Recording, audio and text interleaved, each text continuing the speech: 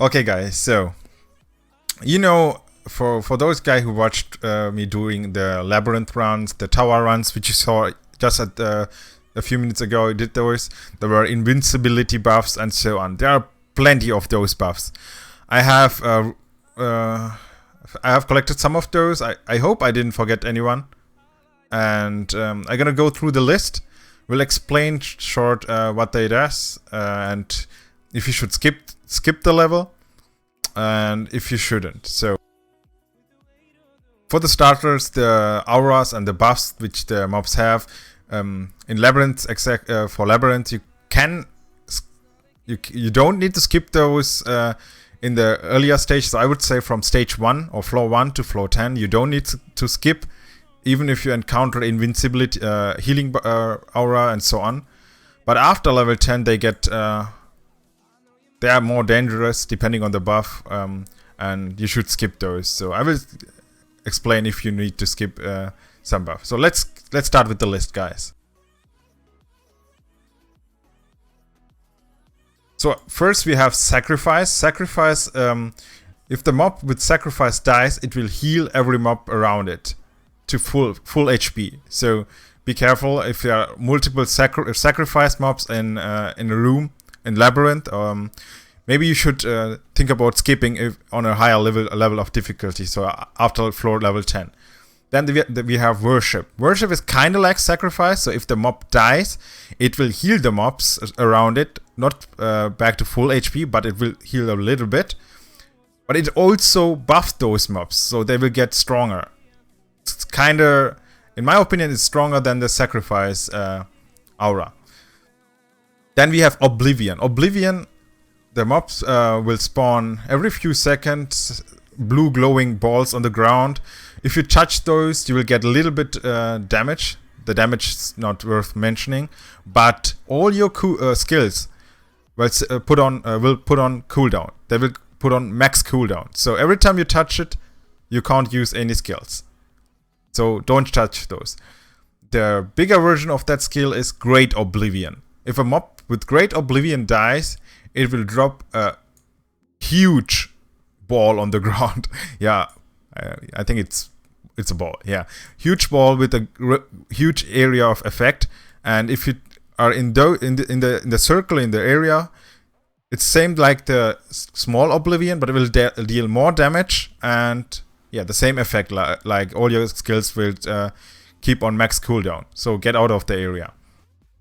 Next we have Swamp Aura. If you are close to the mob, you will get slowed down. If you are standing too long in the aura of the mob, you will get rooted. After that, we have Swamp Ghost. Swamp Ghost, if you kill this Swamp Ghost or the mob with Swamp Ghost, it will root you. It doesn't matter where you are. If you kill that mob, the player who killed the mob will get rooted. Also, I forgot to mention, it's a long list, so obviously I will copy that list and write it down in the description, and also you will find the list in our Discord, just for your info, guys.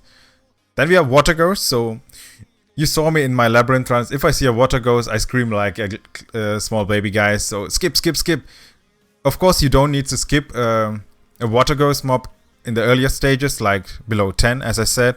But after 10, if you kill a mob with Watergo on it, it will kill the player, depending if it's a trash mob or a boss mob. If you kill a boss mob with Watergo on it, it's 99% sure that it's gonna kill you, except you are a Dark Lord. Then we have Healing Aura. Obviously, all mobs around it will get healed.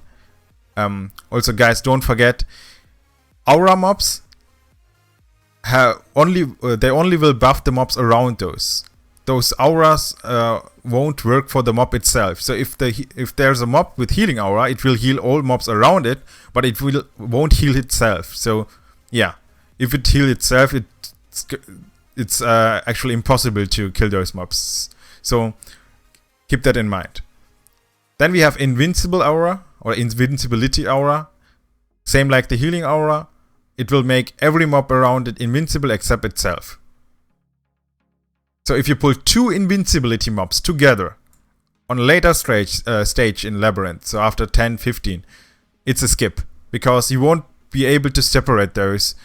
And the one mob with the aura will make the other mob with the aura invincible, and the other way around. So it's unkillable duo. Then we have attack and defense aura, which is okay. You don't need to skip that. Those mobs will boost the attack or defense, depending on the buff. The attack or defense of the mobs around it.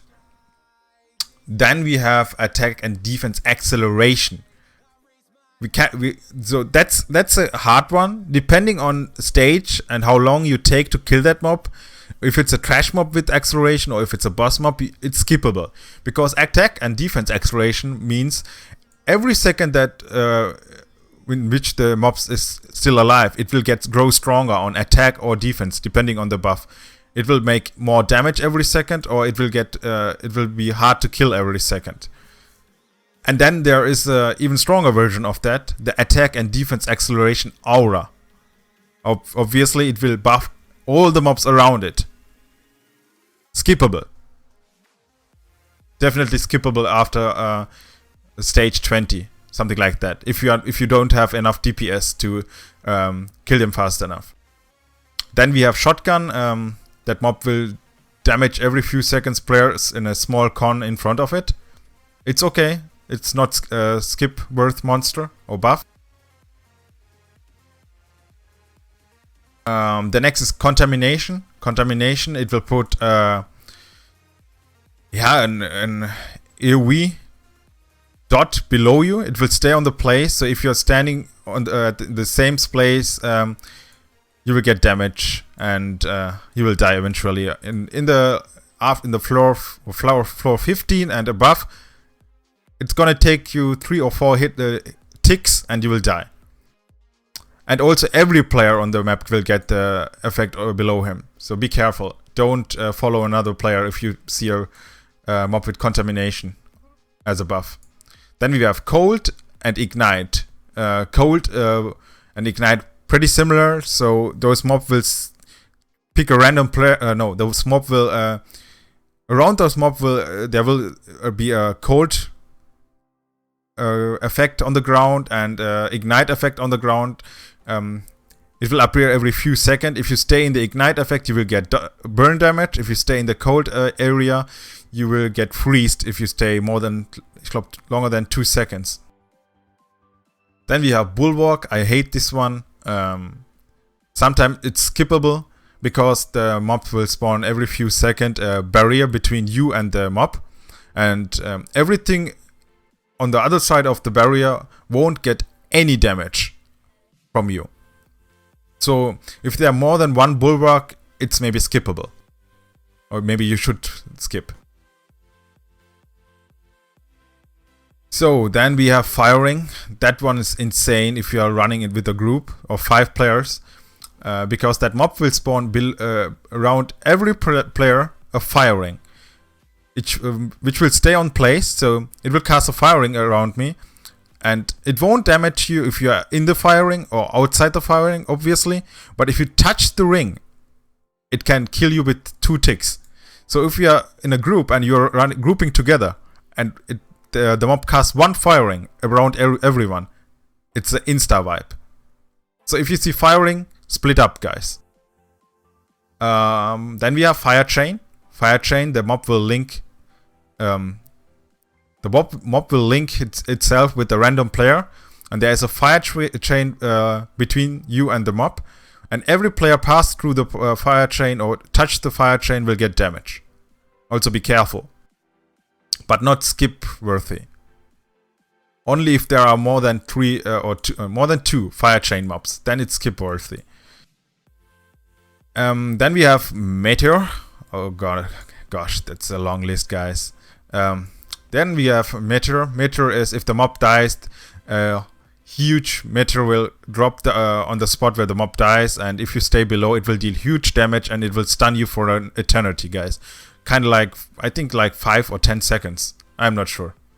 It's in some cases it's always a wipe if you get hit by the meteor. Then we have Firecrest. Firecrest is kind of similar to the Meteor effect, but it will spawn every few seconds. The mob around the mob there will be small meteorites dropping down. If you get hit, you will get a little bit damage, but you will also get stunned. So it's not it won't spawn on upon death of the mob. It will spawn every few seconds around the mob.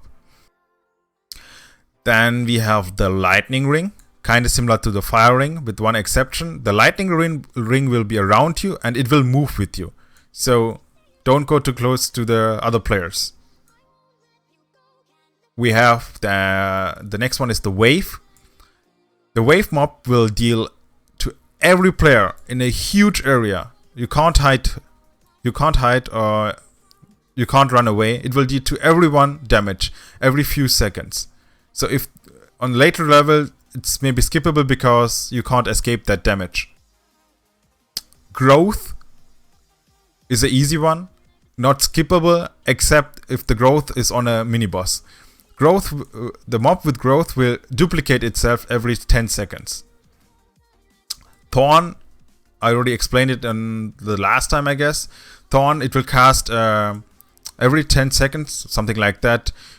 A thorn effect on nearby mobs, yeah, and they will reflect for 2 seconds every damage they get.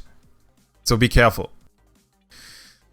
Then the last two effects, we have Rage on physic attack, Rage on magic attack, Rage on CC, Rage on stun, Rage on extra.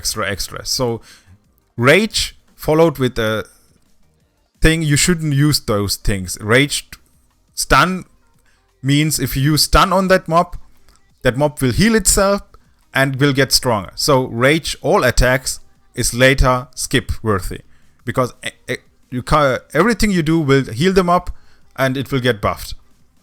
Except you have insane amount of damage, then you can kill them fast. And the last one is strong against men and strong against women. So if you are a man or male character, you will deal against a mob with strong against men less damage, and the mob will deal more damage to you, and the other way around on strong against women. Okay guys, I think yeah, that was it. I hope I didn't forget one. Oh, there is one. Catch it. The new one. Catch it. Very simple. It will pull one player every 5 to 10 seconds to it. So it's like a hook. Yeah. That was it, guys. I hope you are not sleeping.